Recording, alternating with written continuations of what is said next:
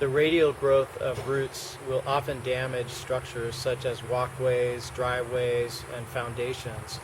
And in these cases, I'm asked often to evaluate the cause of damage to these structures, whether or not it was caused by the growth of tree roots, and what can be done to mitigate the damage.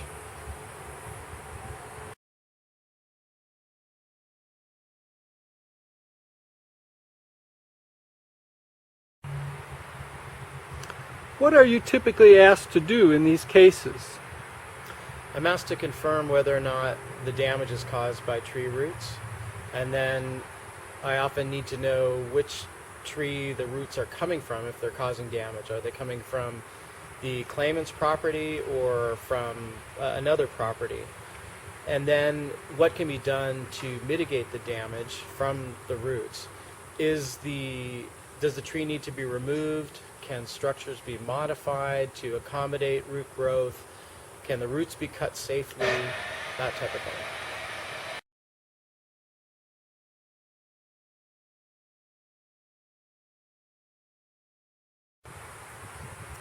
What is your process for investigating these claims?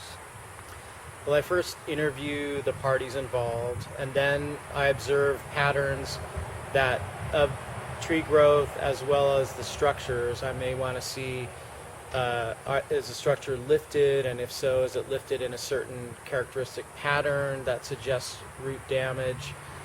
Then I may excavate to confirm whether or not there are roots under the structure or structures in question, and I may need to actually follow roots back to various trees so I can confirm which tree the roots came from.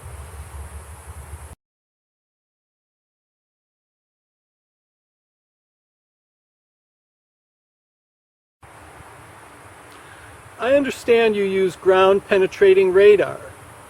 How does this help you in your analysis of root damage?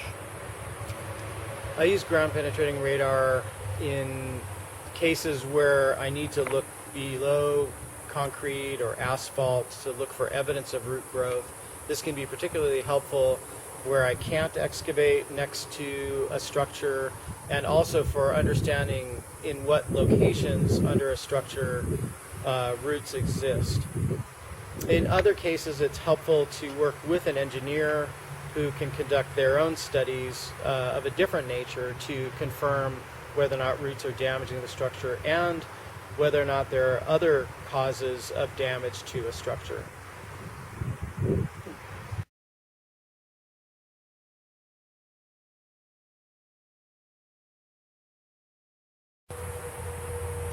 Assuming roots are damaging a structure, what are some of the mitigation options available?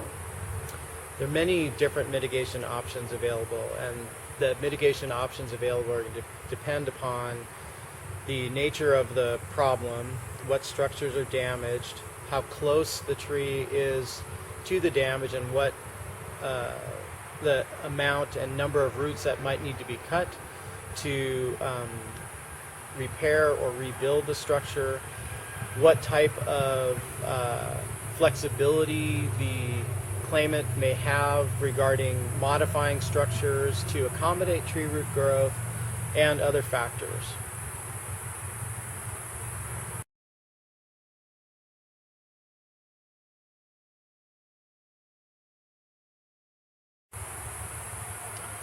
What are some examples of how damage can be mitigated?